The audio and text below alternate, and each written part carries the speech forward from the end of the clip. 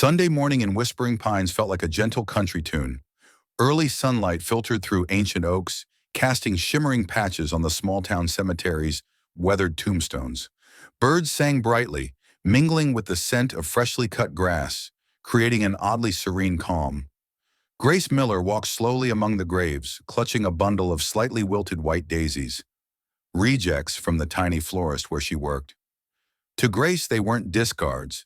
Each bloom was a greeting to souls she'd never met. She paused at a moss-covered stone inscribed, Eleanor Whitmore, 1945 to 2015. Quietly, she placed 3 daisies on the grave, whispering, "White daisies today, Mrs. Eleanor. Hope you like them." From an old canvas bag, she pulled a worn leather notebook, jotting, Eleanor Whitmore, daisies, April 17th. The notebook was Grace's peculiar habit, cataloging names of those beneath the earth and the flowers she gave them, as if preserving the town's memories. Her mother, gone when Grace was young, had said, "Flowers are how hearts say goodbye." Grace believed it, and each bouquet she brought kept her mother's presence alive. A few meters away, Daniel Whitmore stood silently before his mother's grave, holding an expensive bouquet of red roses, yet feeling hollow. He'd just returned to Whispering Pines from New York, where he was a millionaire entrepreneur with skyscrapers and billion-dollar deals. But today, on the 10th anniversary of his mother's death, he was just a son facing regret. Eleanor had loved flowers and simple things, but he dismissed that, chasing wealth to prove himself after their arguments. "I don't need flower gardens, Mom. I need success," he'd said, and now those words stabbed his heart. Looking up, Daniel caught Grace placing flowers on his mother's grave. She gently touched the stone, offering a sad smile, as if chatting with an old friend. The act stunned him. No one but him had brought flowers here in a decade. He recalled his mother's words. "A flower doesn't need to be perfect to be beautiful, Daniel, as long as it's given with heart." Grace, with her wilted daisies and tattered notebook, seemed to embody that. His pulse quickened, stirred by curiosity, emotion, and regret. "Hello," Daniel called, stepping forward, but his voice faltered in the breeze. Grace startled, shoving her notebook into her bag, mumbling an apology, and hurrying toward the cemetery gate. Daniel meant to follow, but his feet felt rooted. He knelt by his mother's grave, noticing a single daisy petal from Grace's bouquet fallen on the grass. He picked it up, pressing it into his palm, whispering, "I have to find her." That fragile petal, small and fleeting, marked the start of something bigger than he'd ever imagined, a quiet promise under Whispering Pines' golden morning light. Saturday in Whispering Pines buzzed with the weekend farmers market.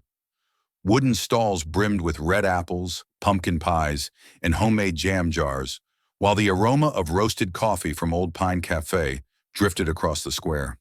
Grace Miller, in a worn sweater and beige scarf, tended a small florist booth. Wilted daisies, peonies, and roses, too imperfect to sell, were arranged for free. A boy about 6, in an oversized jacket, shyly pointed at a yellow daisy bundle. "For my mom?" he asked. Grace smiled, wrapping the flowers carefully, tucking in a lavender sprig. "Tell your mom these will make her smile all day," she winked. Across the square, Daniel Whitmore, in a gray wool coat and pricey sunglasses, paused. He'd come seeking childhood memories, but Grace giving flowers to the boy stopped him cold. Her smile, gentle as autumn sun, recalled his mother, who'd gifted flowers to neighbors, because everyone deserves a good day. The daisy petal from the cemetery, tucked in his wallet, urged him to speak to her. Taking a deep breath, Daniel approached Grace's booth, posing as a casual passerby. "Hi, I'd like a bouquet," he said, voice faltering. Grace looked up, brown eyes sparking surprise. "Got a type. Let me guess. Red roses. City guy style?" She grinned, pointing to the freshest blooms. Daniel laughed, shaking his head. "Actually, something like, the white daisies from Sunday at the cemetery." Grace tilted her head, teasing, "You into wilted flowers? I've got some rejects over there, but those are for giving, not selling." Daniel blushed, stumbling. "No, I mean, they're special." They both burst out laughing, the moment light as a fall breeze.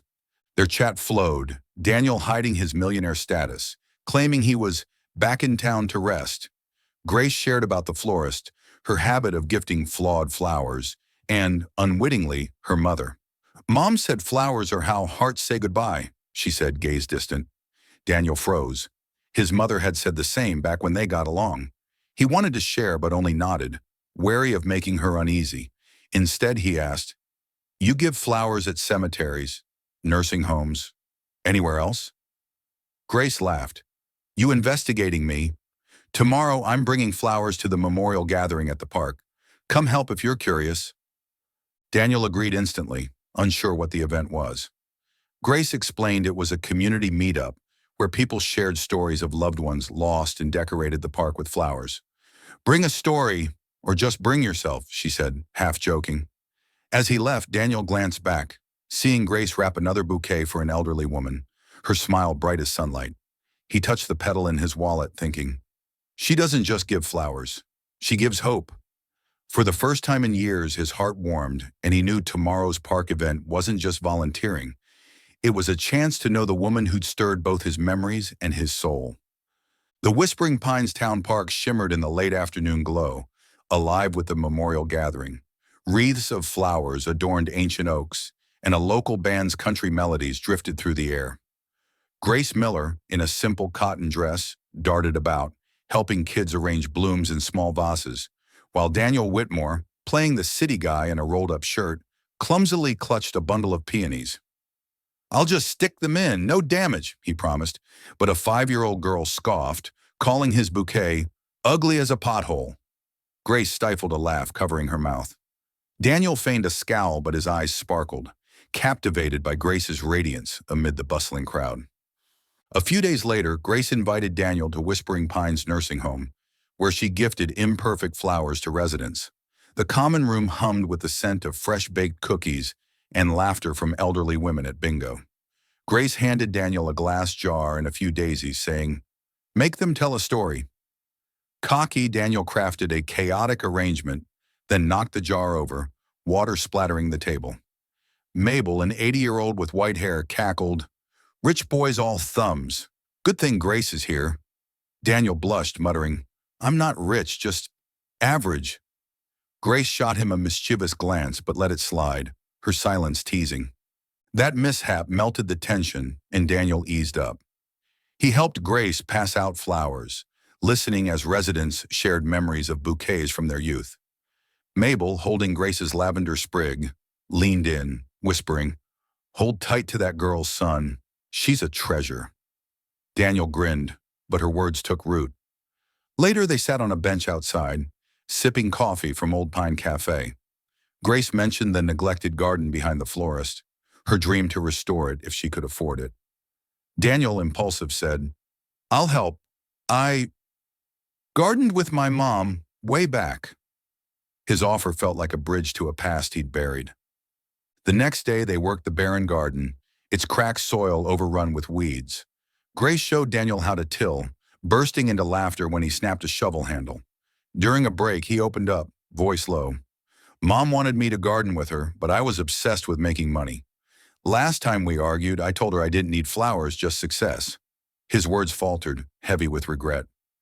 Grace, hands still caked with dirt, said gently, "You're never too late, Daniel. Flowers don't judge your timing." Her words wrapped him like a quiet embrace, rekindling a peace he'd lost long ago. Yet Grace, though stirred by Daniel's honesty, held back. When a park kid begged for their photo, she shook her head, mumbling, "Cameras aren't for me." Daniel, caught off guard, watched her deflect. He began to see the insecurity veiled by her bright smile, a deeper story she hadn't shared. They met daily at the cafe with its faded high school football photos or strolling beneath maples ablaze in red.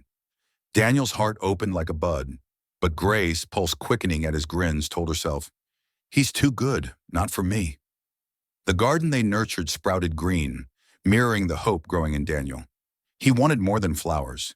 He wanted a life with her, grounded in Whispering Pines' gentle rhythm. Each shared moment, laughing over spilled water, swapping stories under oaks, wove them closer, yet Grace's hesitation lingered, a shadow of doubt. Daniel sensed her guarded heart, and though he didn't push, he vowed to stay, to show her she was enough. The town's autumn light bathed them, and as they worked side by side, Daniel felt Whispering Pines wasn't just a stopover, it was where his heart was replanting, with Grace at its center, her quiet kindness blooming brighter than any city skyline he'd ever chased. The neglected garden behind Grace Miller's florist shop was coming alive. Beds of golden daisies and lavender bloomed, as if Grace and Daniel Whitmore's care had breathed soul into the barren soil.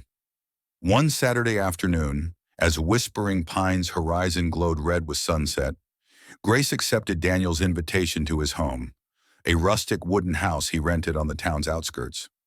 He wanted her help reviving the small backyard garden his mother once cherished. Grace, though hesitant, arrived with a basket of seedlings and a shy smile. "You sure you want to wreck your mom's garden?" she teased, sparking Daniel's laugh. In the garden, they dug soil, chatting about simple things: pumpkin pies from the farmer's market, memories of Whispering Pines' fall festivals. For the first time in years, Daniel felt he didn't need to be millionaire Daniel Whitmore. Just a man learning to love flowers and the woman beside him. Grace, heart racing whenever their hands brushed, maintained an invisible wall. "He's just being friendly. Don't get carried away," she told herself. As they rested on the porch, Daniel stepped inside for water, leaving his phone on the wooden table. Grace sat, stroking a lavender sprig, when the phone buzzed. The screen flashed, "Assistant, NY," and a voice blared through the speaker. "Daniel, you need to be in New York next week. The board's antsy, and that multi-million-dollar project can't wait while you chill in some nowhere town. Millionaires like you don't get to hide forever." Grace froze. She glanced around. The modest house, Daniel's casual clothes, his tales of resting in the country. It all felt like a lie. He wasn't a newcomer escaping city life. He was a millionaire, and she was just a poor florist. Daniel returned with 2 lemonades, but his smile vanished seeing Grace stand, eyes red. "Grace, what's wrong?" he asked, voice panicked. She pointed at the phone, trembling. "Millionaire, huh? Was I your small-town amusement? A quaint girl to try before you go back to your real life?" Daniel shook his head, pleading, "No, Grace. I didn't tell you because I was afraid you'd see me differently. I'm real with you." But Grace cut him off, tears streaming. "You don't get it. I've heard this before. My ex left me because I wasn't good enough for his rich family. I thought you were different, but I'm still the fool." She turned, storming toward the gate as sudden rain poured. Daniel chased her, soaked, shouting, "Grace, please! I don't want to lose you like I lost my mom." His words echoed through the downpour, but Grace didn't stop. Rain mixed with her tears, her heart heavy with years of self-doubt. She'd once dreamed of expanding her florist shop, a place for kids and seniors to learn flower arranging, but rejection buried that hope. Now Daniel's truth felt like a knife, making her dreams and her feelings for him seem like illusions. Daniel stood in the rain, watching Grace vanish behind maples.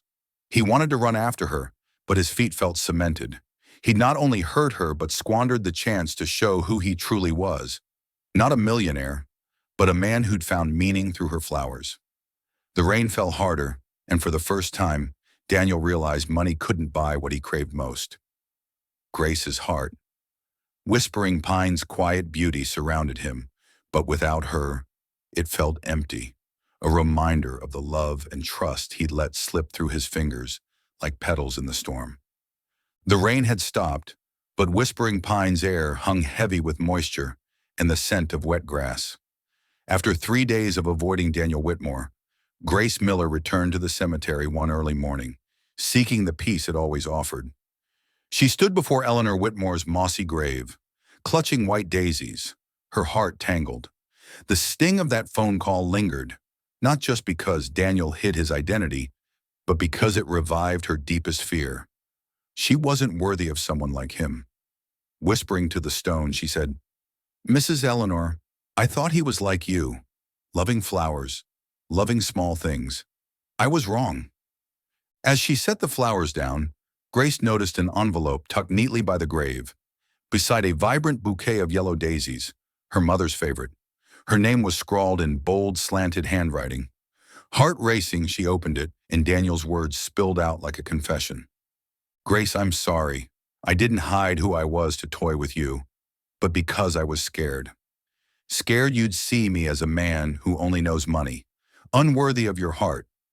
I used to think wealth bought happiness, but you showed me a wilted flower means more than millions if it carries love. My mom said flowers are how hearts say goodbye, and you've kept that alive. I can't promise you the world, but I promise to plant a garden with you day by day if you'll give me a chance. Grace stopped reading, tears streaming. She lifted the yellow daisies and a soft breeze scattered a single bloom to the grass. Bending down, she realized it was the exact daisy her mother grew in their old backyard, a detail she'd mentioned to Daniel in passing at Old Pine Cafe. He'd remembered. That moment shattered the wall around her heart. Clutching the letter, tears mingling with a smile, she knew Daniel wasn't playing games. He was the man who truly saw her. That afternoon, Grace went to the overgrown garden behind her florist shop, where they'd planted daisies and lavender together. Daniel was there, sleeves rolled up, awkwardly holding a self-made bouquet, a jumbled mess of daisies and peonies, but brimming with effort. He startled at her approach, nearly dropping it. Grace, he said, voice shaky, I'm no good at arranging flowers or saying I love you, but without you, the garden in my heart stays barren.